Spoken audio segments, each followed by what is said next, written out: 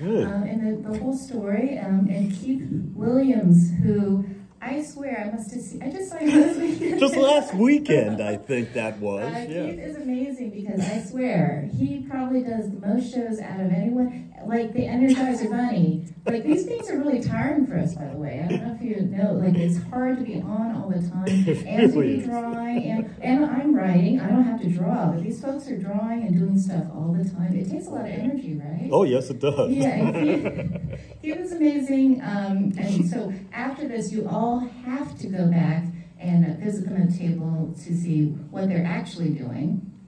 And Juan, we just met, right? Talk about your history, Juan. Oh, well, my history is tied in with Ken. I was an aspiring artist back in the 80s, in the before times. And nobody was really showing, no colleges, no universities were showing anybody how to draw or create a comic book in that time. That's right.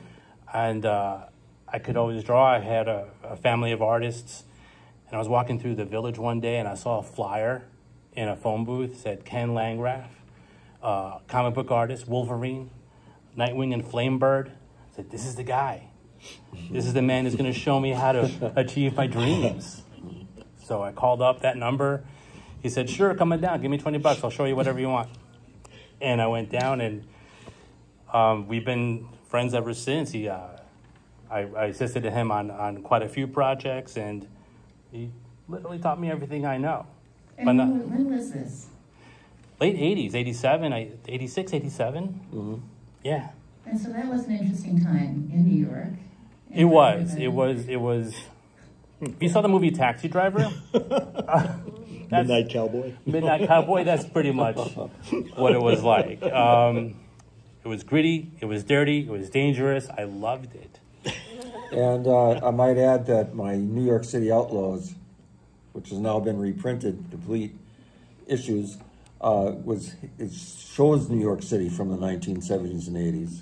So I tried to get the grit and the horror of New York at that time. So it's a superhero team, but they're dealing with all sorts of street gang stuff and crime, and it's a very early attempt at doing a non-superhero comic book that took place in actual New York City instead of Metropolis. Now, but Ken, you were originally from where? You're from the Midwest, aren't you? Yes, I came from Wisconsin and moved to New York. You had to come to New York to be a comic book artist. There was no such thing as mailing it. They wouldn't even deal with you unless you were in New York City. So every comic book artist and writer had to come to New York to show your work to the Marvel or DC comic offices. And that was the only way you were going to get any kind of steady work. In fact, Dick Giordano used to tell young artists like Bernie Wrightson, you have to move to New York if you want to get work. Russ Manning, who was the Tarzan artist at that time, refused to move to New York because he lived in California, and they didn't give him work. So you knew at that time, how old were you, that you wanted to do this? Well, I had already been in the military and service in Vietnam, so when I came here, I was already like 21. While all the other artists that weren't in the service got here at 18, 16. So I had to get good real fast. What about you, Keith? Were you... Well, I lived in New York at the time that I started working. That was like back in 1982 when I started working. I was fortunate enough to meet Don Perlin, who was working at Marvel at the time. And he gave me my first assignment doing background inking for Marvel Team Up with Spider-Man and whoever else was running around with him at the time.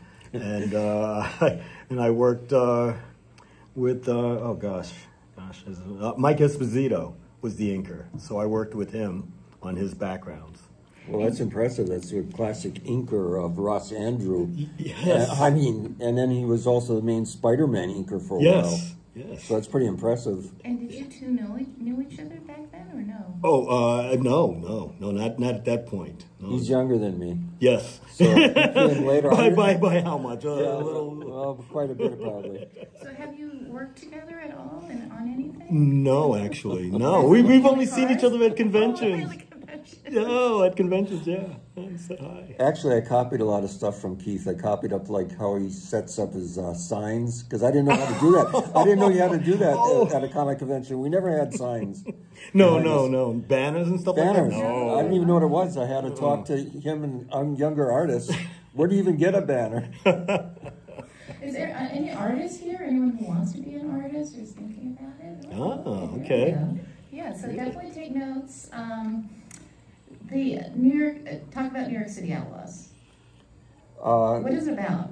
Well, it's about a team of crime fighters, and I didn't see that movie, The Warriors, but what a guy that put money into the comic was Steve Capellonis, who ran several restaurants in the city, and he had seen the movie The Warriors, and he says, I want to do a superhero comic, and I want it to be all different ethnic groups from around the city. So one of the things I did, besides putting in various groups, I also threw in a Greek, because he came from Greece.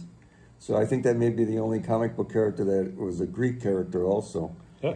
And I also hired the writer, Bob Huzar, who was pretty wild. And he came up with all sorts of crazy ideas.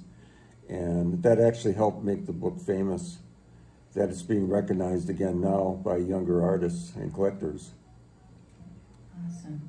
Let's see. And Juan also helped me with backgrounds on that and minor figure work. Did you Yeah, write it? I No, did. I think we put his name in the background. You didn't credit anybody. I would scribble my name in the background Yeah. somewhere. So it's in there somewhere. Yeah. Once in a so while, he'd somewhere. buy me chips and a soda. Yeah, that was You the know. payment.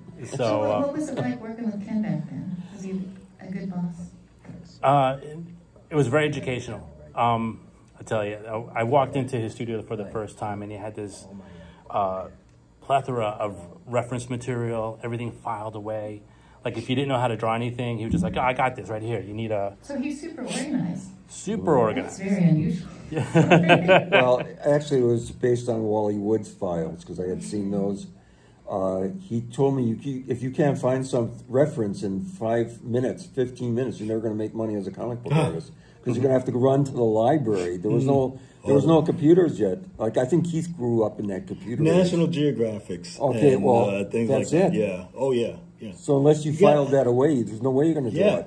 Yeah. Because Tons of stuff. you can make up the human figure in a comic book, but you can't make up the animals that you're going to draw. You better have pictures of a tiger or a lion. Sure. If you're going to draw Spider-Man, you better know how to draw buildings in perspective. That was a hard job, Spider-Man. I think that was the worst.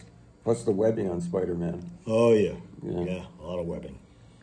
Did a lot of that for like a good 5 years. I Yeah. don't think people realize how hard the webbing is on Spider-Man. One of the artists, I work with a lot of artists by now, right? And I always wondered, maybe you have wondered, you probably haven't wondered, actually. It took me a while to realize, why is it that so many artists, when they're doing sketches for kids in particular, with Batman, I mean, Batman's popular, but finally somebody said, no, look, Batman is 100 times easier to draw than Spider-Man because of the webbing. That's right. That's right. Because it's at different angles. You know, it all depends on how he's coming at you.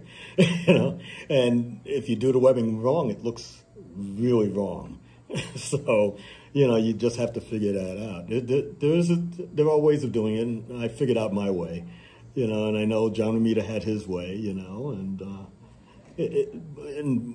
they do work. Todd McFarlane had his way, which was absolutely insane, and he drew tons of webs on the costume. I mean, even I can draw Batman, apparently, because they taught me. As a writer, we get paid less. It's literally like you need to figure out a way to make money, so they taught me how to do a little Batman. Very good. That's cool. Oh, yeah. What you see behind me right now is the early job I got at DC. That's Hawkman. So I had the best inkers on it. I had Armando Gill and Dave Simons. Oh, yeah. And so that was like one of the first jobs I got, besides Nightwing and Flamebird. And this story here is an infamous story because it features Nazi guerrillas. And they gave that to me, and I thought, wow, they're going to really publish this. And it has to do with the German army in World War II in Africa, and they're training guerrillas to fight as Nazi soldiers. So it was pretty funny. So I think we probably should take a moment to explain the process, right? Because I'm not sure how many people here know how comics are made, especially at this level, right? Because almost always you get a script, right? Mm-hmm. And so let's talk a little bit about that process, just so people understand, because you don't just, I was going to use a word that I shouldn't use, spew it out, right? You don't just spew it out. You have to work off of a script. And for something like this, what is the process? I'm actually not even sure how it was done then, right? I'm going to be first on this. Okay. The first way at DC is the writer pretty much was the director, period, because the writer would tell you each panel what to draw. So you had to be really good, because there was no way you're going to go and look at a comic book and copy off a figure, because the writer says Spider-Man is sitting at this desk and he's jumping out the window and he's doing something, so you have to imagine all that shots or get reference for it.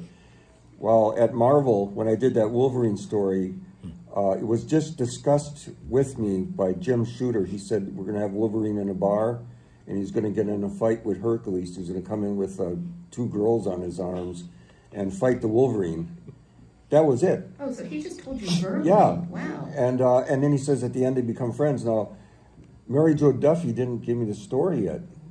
She just get the plot. But I think Shooter came up with the plot idea, and then she probably wrote it after she saw my pictures. And in fact, I know she did that because I have photocopies of some of the pencils that you might see.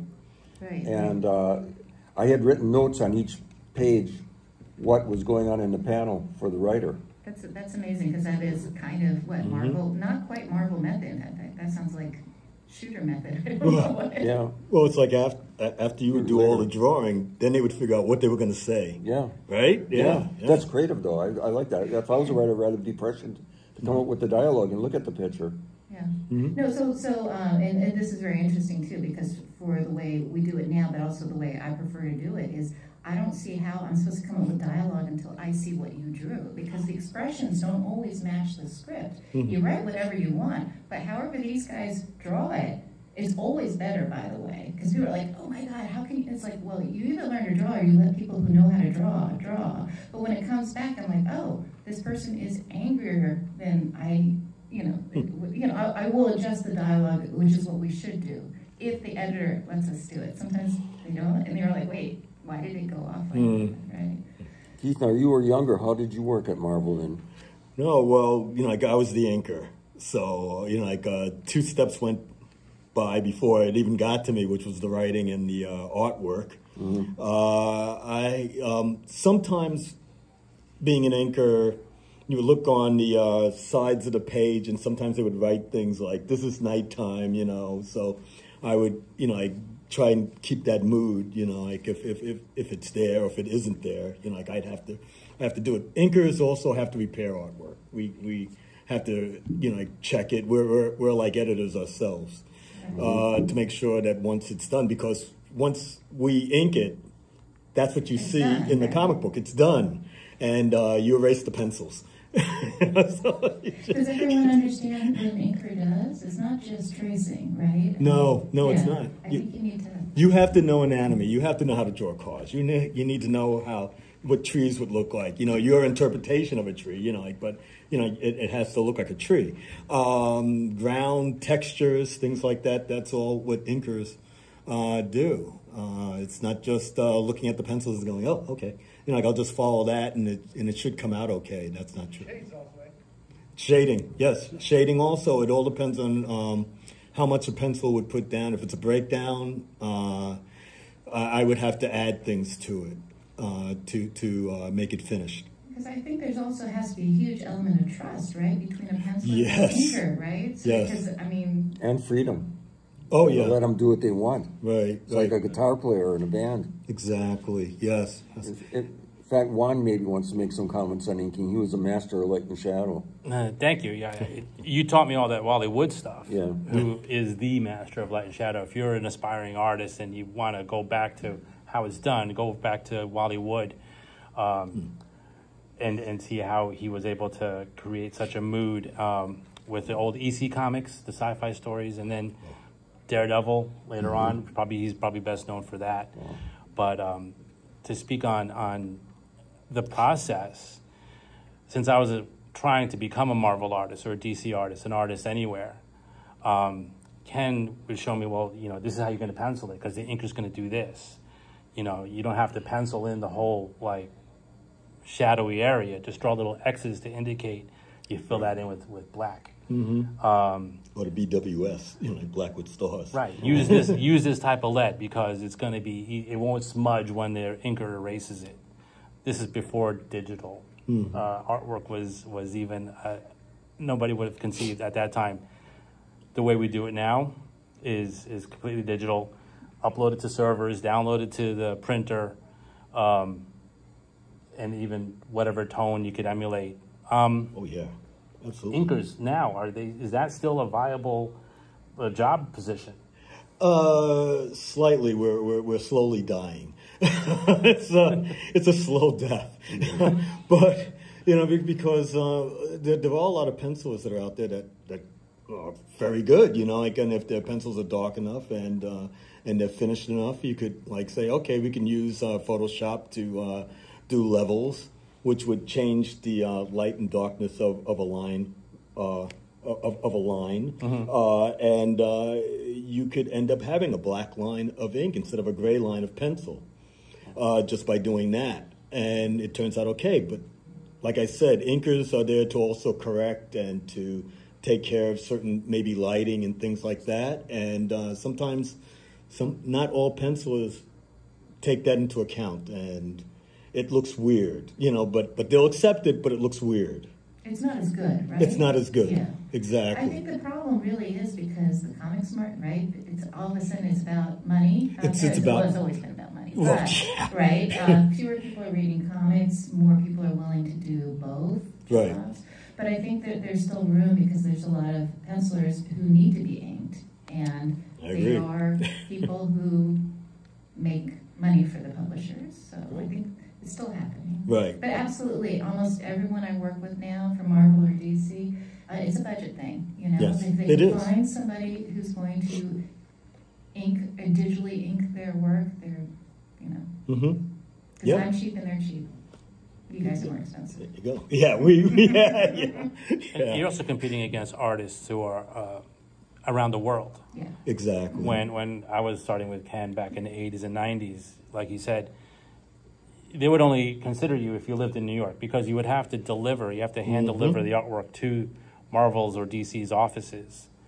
They weren't going to risk any kind of mail unless it was somebody extraordinary that they had to have, and they would accept a FedEx or whatever. Well, Now it's Mike Deodato Jr. lives and works in Brazil. That's right. Don't know what his page rate is, but I'm sure he lives very comfortably in Brazil with whatever his page rate is. But he can just draw his stories, upload it to the server. Marvel will download it to the printer, and it's done.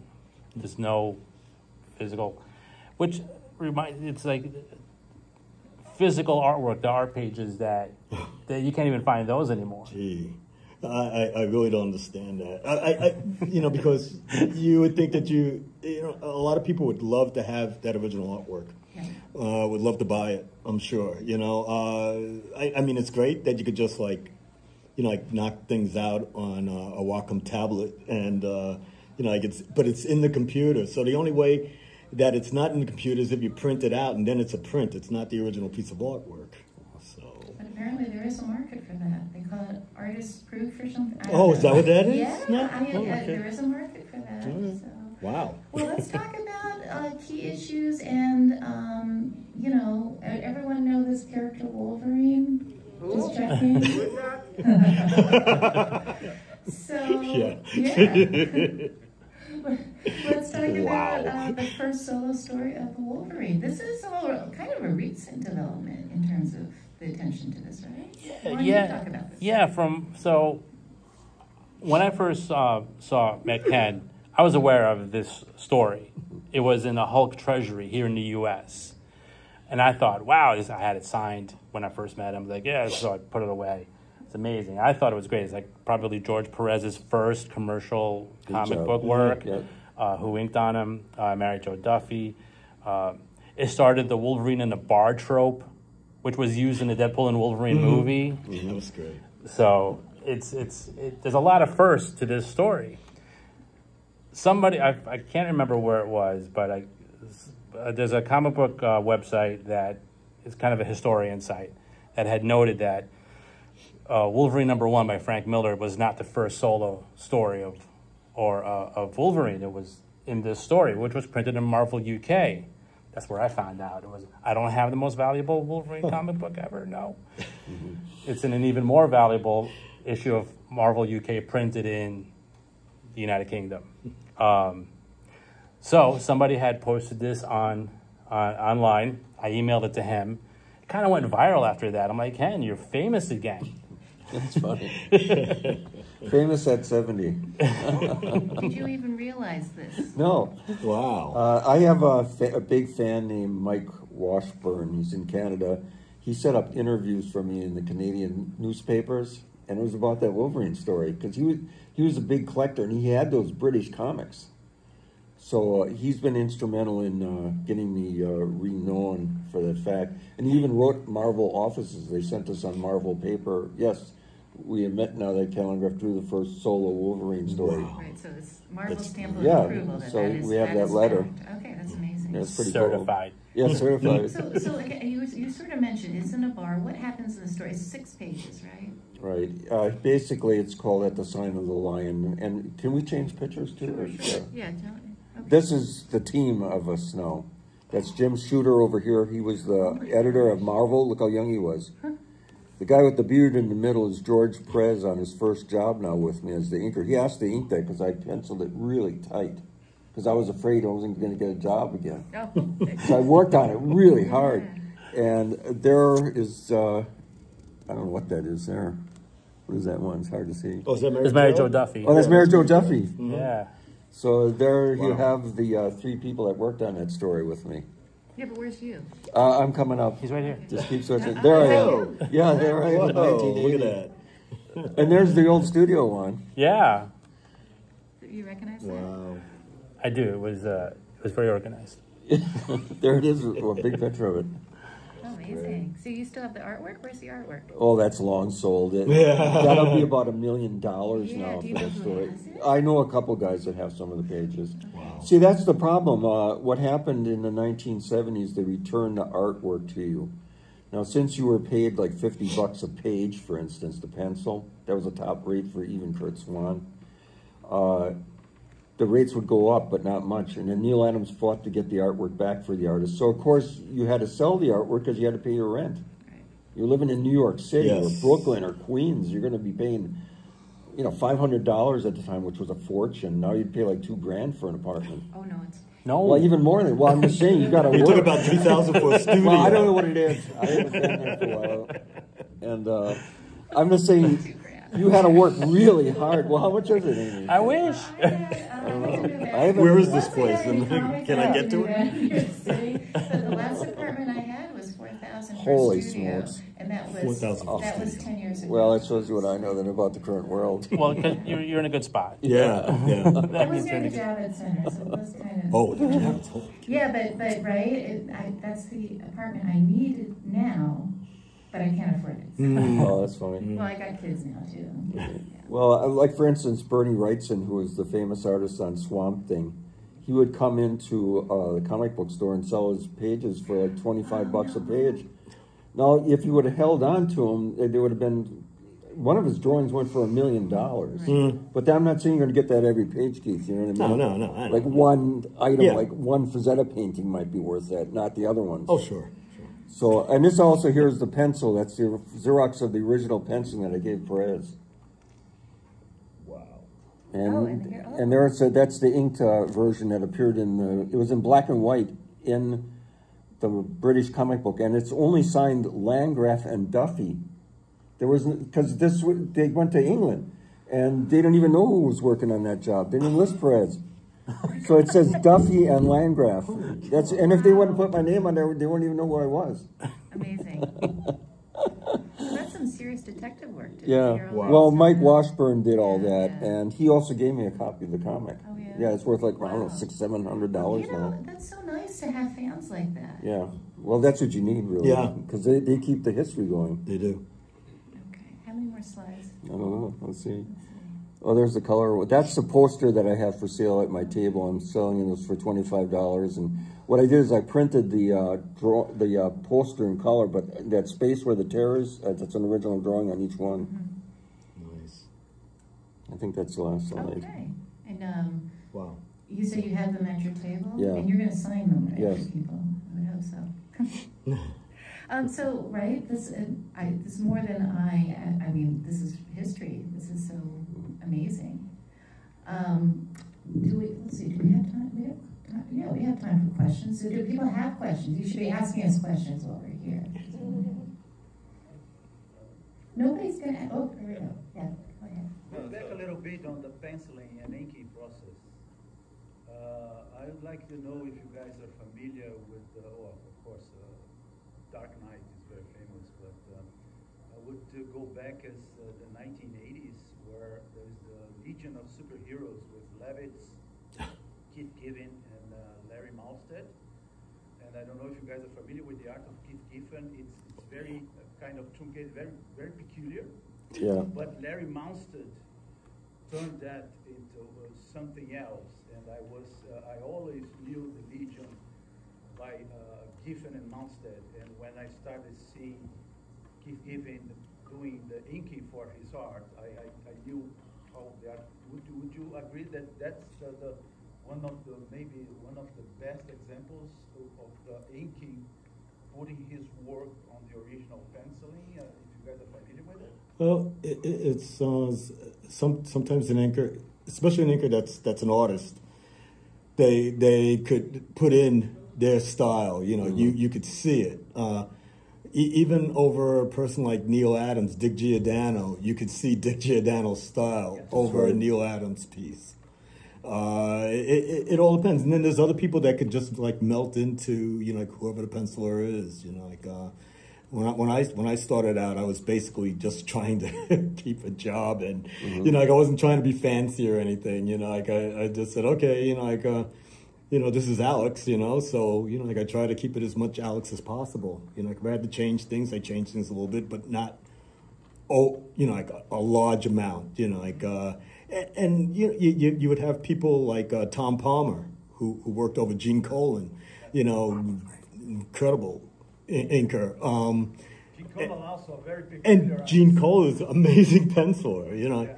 But Palmer, you know, like was able to put, you know, like a little bit of his style into that Gene Colan artwork, which is like working over like air or wisp, you know, because of how Gene's style was. But yeah. Thank you. I want to make sure you also understand how the inker can be really transformative, because look, I don't draw, I'm a writer, and I think we were at, I forgot where we were, Heroes Con. I think it was at Heroes Con, and you know, as we do, we might go to the bar after a very long day, and they were making me doodle, a really bad doodle, and so I did it because I'm trying to level up all the time, right? But I drew a Joker, and then Dexter Vines, who is one of the best inkers around, Dexter Vines took it, and he looked at it, and then he went, right, and he inked over my scrawny little doodle, and then we passed it around, and people were like, oh, who's the artist? So an inker can do that. Yes. An inker can really save the art. This is true. Right? Yes, yes. Yeah. Well, they're making the final statement on the art, period. Because that's what you're going to see. You're not going to see the penciling. You're going to see the inking in the comic book. That's it.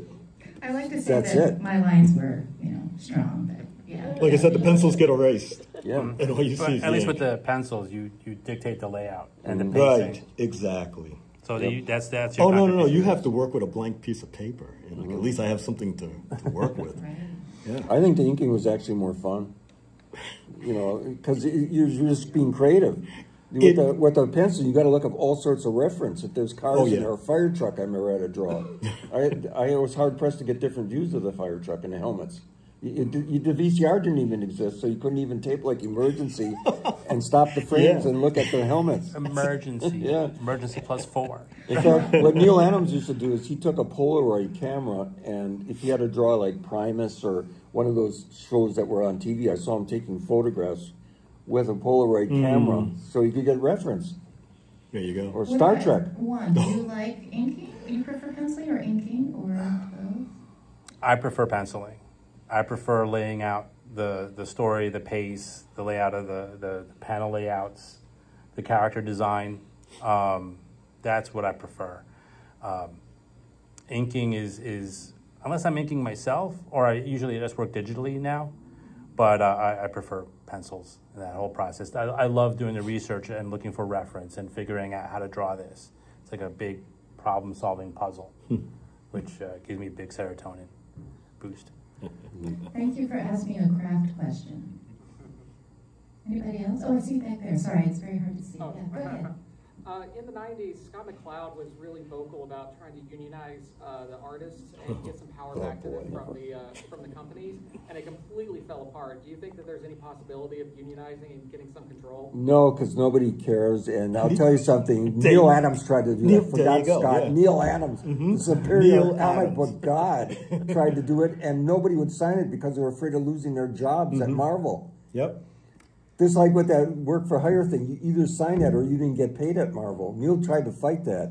But Neil was a very rich artist. He did storyboards and movie frames and stuff.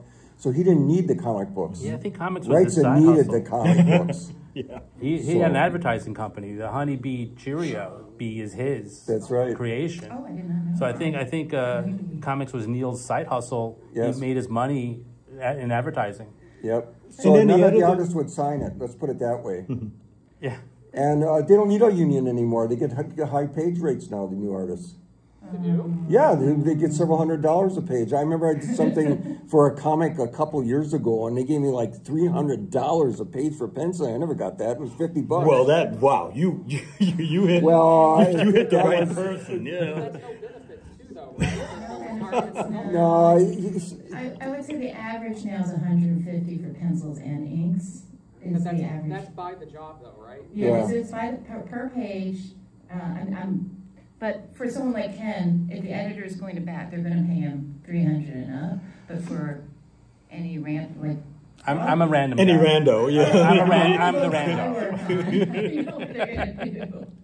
We're taking this, aren't we? Okay. Amy, they don't give you benefits now. No. The only benefits I get is from, I don't even get benefits from SVA, actually. But we're not going to talk about that. But what you're talking about, we were talking about this recently, that the people who have a ghost chance of unionizing this business, in my opinion, are the letterers. Because if the letterers go on strike, Marvel and DC are toast. They need those people to be able to turn around every issue within 4 hours. If they go on strike, you're not going to have any comics. Because everyone else outside that, they're too slow. Yeah, so it's harder to find good letterers. Yeah, my son can letter, but you'll have to wait a week for like 5 pages, right? The letterers that Marvel and DC use, if there's probably about 2 dozen of them, if they decide that they want to unionize, they could probably double their pay. They don't get paid a lot anyway, so I think they were able to do that. Yeah, Forget about writers. Writers are terrible. Writers will, stab each other in the back. We'll work for free to undercut each other. Yeah, you don't want the writers. Writers will never use. And then mostly the editors will think, well, there's another person coming out of the School of Art and Design, and they'll do it for free. Neil Adams once told me, don't tell anybody that you're going on vacation. Yeah, because there you go. They will try to get your book. All the artists were out to get those books. But the real truth is, I teach at School of Visual Arts, and I do a little. It's true. I do a survey in the beginning of every class, and inevitably, only one of them want to work for Marvel or DC anyway. Every single one of them thinks they're going to either have an image book or they're going to do webtoons. They don't really care about Marvel or DC. That isn't until I tell them that you actually get paid. You can get a paycheck. And then they're like, oh, wait a second, maybe I'll draw Spider-Man. I'm like, no, you're not going to draw Spider-Man. I'm sorry. No, that's what I was thinking. Hands like, you're not going to give me Spider-Man? Okay, I'm going to find another field of work to live in. Believe it or not, at one point, Tom DeFalco came up to my table at a convention and said, why don't you try out for Spider-Man? This is when, I don't know who was drawing it. It wasn't McFarlane. I think it's before Eric Larson got it. I tried doing pages. I couldn't do it. Oh. You have to be really good to draw Spider-Man. Yes. I could draw Conan the Barbarian. I could draw the horses. I could draw the Wolverine bar scenes. But Spider-Man, forget it. Between the webbing, the building shots, go look at what Gil Kane did on Spider-Man, for instance. Wow. A genius did that comic book at the time. Beautiful construction. Gorgeous. Here's what I think a lot of the students I teach don't understand, even if they want to draw Spider-Man. I'm like, you actually have to draw Aunt May, too. You have to draw Aunt May on a bicycle. Can you do that? Yes, the old Aunt May, yes. Holy cow. Oh, wow. All right, one question. Oh, yes. Spider-Man. Actually, regarding that, I was going to ask a question. Like, so this is the first solo Wolverine story. Around what year did it come out? Like 79. 79. Oh, Yeah. wow. So he was fairly new. So Claremont was still writing him at the time.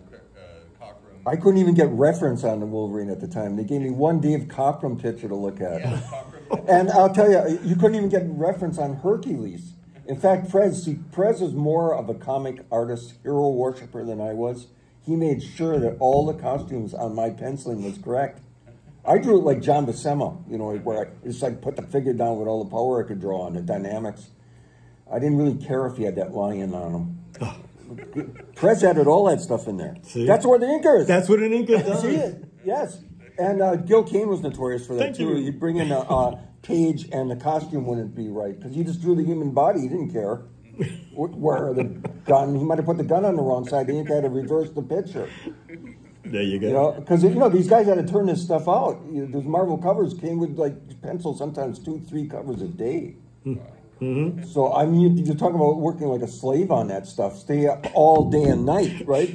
Oh yeah. Yeah. Oh yeah. You're not working 9 to 5. You're still working. Yeah. You know, like, and I would be in the city, fortunately, and I'd be walking over there at like maybe 10 o'clock in the morning after working from I don't know 10 o'clock the morning before, and I would be, after I hand in that stuff, I'd be walking back home like a zombie. That's exactly because what all it I'd be was. thinking about is sleep. Right. Yeah. In fact, Neil Adams twice fell asleep on a train going home to Long Island where he was living, and somebody stole the artwork twice because he fell asleep. He was so tired from working his tail off. Mm-hmm. So he lost like a whole horror story one I time, believe that, yeah. and it had to be repenciled overnight. So they had Paul Kirchner draw it overnight, 8-page horror story, and then Neil inked it. Wow. I think this is your next book. Like all of the shenanigans of the 70s and 80s. Definitely. It's a good book. Oh, It'd be yeah. a good book. Mm-hmm. Yeah. It's hard for me to see. It's like really weird lighting. Yes, you seem to have a question. Go ahead. When it comes to writing, how much do you take into consideration, like, how do you decide how many panels you're going to write into a page, basically? Are you asking me? Yeah. Oh, I'm not supposed to be moderator, but okay. Sorry. Well, No, she's a that's professional writer, so that's... Yes. So I will answer this because it differs, but I am paid currently, and I'm expected to figure out, in case people are wondering, page 1, panel 1. There is first of all, I'm going to give you the sort of, because I teach writing at the School of Visual Arts. What I urge you all is to, first of all, consider what you're writing for. Are you writing for a digital comic that someone's going to read on the phone? Or are you reading American-style comics, which has a certain size? Manga is also slightly smaller. So in other words, take into account what you're writing for first. European format will likely have more panels. The smaller you go, smaller number of panels, okay? But also it depends on the genre, what type of comic you're writing. Are you writing action? Are you writing slice of life? I will just say the easiest answer is, typically I'll tell all my students, you should kind of stay within, let's say, 4 to 6, 5 to 7 panels in an American comic and use it as a guideline, but that's not, you know, I equate it to kind of like composing, that there's a certain number of beats per page, and you kind of want to have a rhythm to where if I'm doing standard Marvel or DC, I already know. Gotta have a couple splash pages, make these guys happy, so we'll have a really nice splash, especially with Wolverine. Because they need to sell that page, and I want that page. That's like a big moment. So I'll make sure in a 20-page comic, I probably have at least 2 of those and maybe 1 semi-splash. So those are the big moments. So I need to make sure that I have enough beats in terms of, I'm sorry, I'm getting into the weeds here, but this is how you do it, where I will either start that way or I have that moment, and then I will figure it out. Now, there's nothing more boring than a four panel. So it's like a beat. I'll try to like vary it up, 4, 5, 6, depending on what's happening. So that's my job. But especially if I'm working with somebody who's a pro, like I always add a note. You have a better idea to do it, you do what you need to do to make that work, right? If you want to add something to subtract, they're the final say in my opinion. So that's how I work it. I'll tell you one thing about writers. I was working for Bill Cosby on his mystery show that he had on TV, and the writer gave me the script, so I thought the writer had all the authority. So I was listening to the writer. Okay, so she told me, I want this storyboard, and this storyboard. I brought it in, and the director started yelling at me. He basically cursed and said, what did you do? You're going to have to sit down and draw that guy in the desk now with the knife in his back again. I told you I wanted that view. And I said, well, the writer told me to change it. She didn't want that shot. He calls the writer, and we both got yelled at. And I had to sit there and draw the whole thing from my imagination. So it's the director on TV that's in charge, period. It's not the writer, it's not the artist, it's not the actors, it's the director. Or ultimately it's the editor, but no one's ever yelled at me because we don't actually see each other. It's all by email. It's all by email. There you go. If it gets very politely passive-aggressive email, you're being yelled at. We did get a note. It's a Wolverine note, and I didn't put it in. I told the artist Andrew DeVito. I'm not. My job is to figure out the fight scene, but then let them go. He was like, no, I think Wolverine is going to get the Hellfire guards like this. I'm like, do it. And then the note came from up above saying, we don't think that Wolverine would actually kill the Hellfire guard like that. Can we erase the claws from that scene? So that's tickle him. He'd tickle him, right? Yeah. It would tickle him, yeah. But then Louise Simonson was like, no, he would kill him. Right. Yeah, right? Yes. But it's already, anyway, I'm not going to, this is also, it's work. It's being a pro means don't undercut your editor and say, yeah, but Louise said this. It's like, you can't do I want to say one thing on Louise Simonson. See, she was married to two famous comic artists, Jeff Jones and Walt Simonson. So she knows what it's like to see the art created, even though she was the writer-editor. So she was very special in that way because she understood the art. Yes. So if she made a decision like that, she's probably going to think like how the artist is thinking, but also as a writer. Yeah, yeah. So I appreciated her comments a little better. Okay, we have time for maybe 1 or 2 more questions.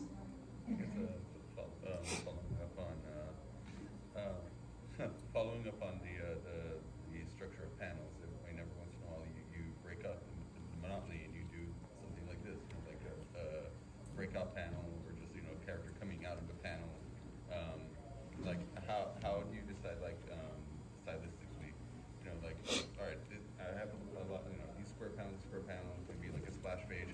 All right, now let's break it up. Let's have like Wolverine leap off the page and or there was one comic, I forgot which one I read, where the character was actually coming out of the panel into the next panel. And that kind of stuff I view as the artist's decision. I would never, as a writer, say, can you 15 degrees, I think that's over-directing. That's something I would leave up to the artist. And that's the question, how would you decide? Well, I would say, first of all, the comic is the writer, because he's coming up with a story. Your job is to make that thing a visual, like a movie. So you have the editor, script writer, like she would be, creating the thing from scratch out of nothing, like a blank piece of paper coming up with a story, and then the artist makes it into a movie. And then the inker's going to edit it all over and make his own changes on the thing to make it look good. Yep, that's right. I think that's it. Yeah, I think what you're referring to, because you'll see this, the first issue of Emma Frost's White Queen is coming out in a couple of weeks, and you will see a shot of Emma Frost where she is breaking the box. You won't see that in the script, but that is a decision that the artist decided. We're going to emphasize that. But it's also not something he would say, oh, what do you think of this? He's just going to draw it, because I'm not going to be like, no, don't break the box, right? or even the face would be the box, the dead man face, like with Neil Adams.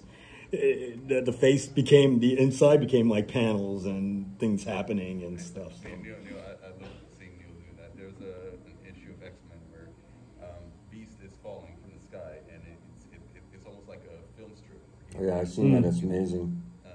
Amazing anatomy drawing too. Mm-hmm. But here, as a writer, it helps if I know I'm working with these gentlemen or I'm working with a newer artist. Because if it's a newer artist, I'm a lot more specific in my directions. Because frequently new artists forget they're doing mid shots all the time. So if I know that I'm going to be very specific, I'll start with establishing shot of the Cradle of Aviation Museum. Let's make that big, and then let's bring that in. Otherwise, you're just going to get mid shot. So for someone I know immediately, it's their first book or they've only been working a few years. That's when and I will try to actually look up their work just so I know, because I've run into this issue where I don't know if they're not getting the right scripts or they're not realizing that, but it's like in this business, I think contrast is your friend. If you're a writer or you're an artist, if you have expression, close in on that expression, pull back, make sure everyone feels. I did Deja Thoris, Princess of Mars, you want to see Mars. You don't want to just, you want to see Deja Thoris too, apparently, but you also want to see Mars as well. So. Oh, but then you also have the George Perez thing on Crisis of Infinite Earths, where you would get like 20 panels on a page. And each one of them would have like about maybe 10 superheroes on every panel. And each face distinctly illustrated. Yes. You could point them out in the crowd. Yes. Even random people. I reread Crisis every so often, but in large stadium scenes, every face and distinct and unique and. That's right. In a way, I think Perez is the ultimate comic book artist because he was a super fan. Where I came from was like John Buscema, Gil Kane school. I just wanted to draw the human figure in action and motion. I didn't worship all those individual characters like Perez did. I mean, he really worshipped them. Like he was like he cared about every single character. Yes. Yeah, that was unusual. That was like the artist that you turned me on to was Gil Kane. We would hunt up all those sketches, those practice pages that he did. Of practicing anatomy, Wally Wood for the light and shadow for the inking, Berna Hogarth for the anatomy and dynamic pose, and John Buscema of the Conans and stuff like that. So if you want to be an amazing artist, go back to the Golden Age guys. They did it first. They did it the best. Yep. So I think we're just about out of time. Where are you on the socials? Where are you all on Instagram, Blue Sky? Where can people find you? I'm on Instagram, Keith Williams Comic Book Art, and also on Facebook, it's Keith Williams. I'll be the guy that has the phantom ring, and I'm holding it out like this, ridiculously smiling. So that's leaf fall. And where are the you? leaf fall. And you're here. Where's your table? You're just outside? I'm in that corridor that's off to the side. That's where we all are. Yeah, I don't know what to call it, really. But where all the airplanes are in. Well, all the airplanes are in, yes. They got all that stuff. Are you? Yeah, I'm on the Insta, JC Pineda Art. Also on Extra Pop Shop. I'm selling off all my collectibles, including some of his signed books. Ouch. You said they were worth a lot of money. You can look me up on Facebook and YouTube. I'm also on Instagram. I have no idea what it is because my wife sets up all the information. Landgraf Ken. Yeah, is that what it is? Yeah. There you go. And on YouTube, I actually have around 100 videos showing you how to ink and how to draw. So you can actually learn how to be a professional artist now if you just study YouTube. Yes. For instance, I had played keyboards in bands in the 1960s.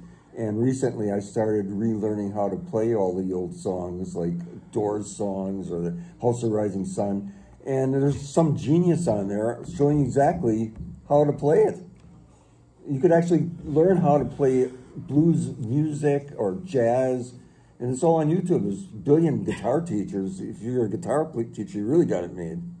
And you also have some original art at your table, right? So which I love because he makes it affordable. I think he is really one of the few people I know who is not selling $10,000 pages at a place like this. You have some really nice little drawings, even for $35. Mm-hmm. With And the Wolverine poster I and the have Wolverine too. poster. Right? I sell my really terrible doodles for $5, you know, and people actually pay me $5 just for that. Yeah. Cool. But with Dexter inking, I have to reprice that. Yes. I'm next to these gentlemen across in the same area, but I'm also, I guess, Instagram Amy_Chu, because there's another Amy Chu who has the Amy. Yeah, I know, right? It's so wrong. But she went private because I guess all these weird comics fans keep trying to follow her. I'm also on Facebook. I'm under I Write Comics. I'm also iWriteComics.com. Thanks so much for coming out. Please come visit us. Please attend the panels. I'm sure Larry Hama, our neighbor, will also have a panel, so you'll hear more about missing pages and what people do in that instance. Thanks so much for coming. Thank you all. This was so much fun for me. It was such a pleasure. It's great. Thanks, Amy. Thank you. Yeah.